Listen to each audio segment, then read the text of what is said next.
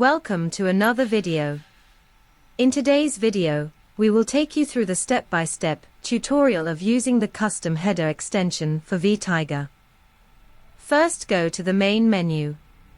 Select Settings and then click on CRM Settings.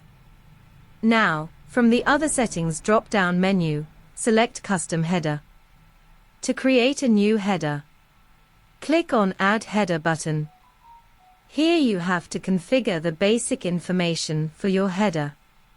Select the module where you want to add the header, give a name to your header. Select the icon. Then choose the field to show the data. Activate the header. You can also add sequence to display the headers.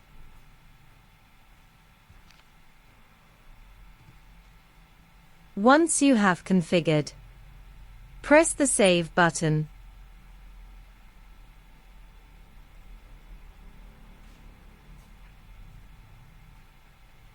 You can turn the on or off the radio button to hide or show the header.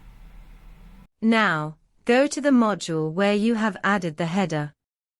Select a record.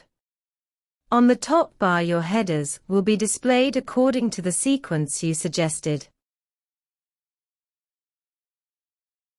That's it for today. Thank you for watching.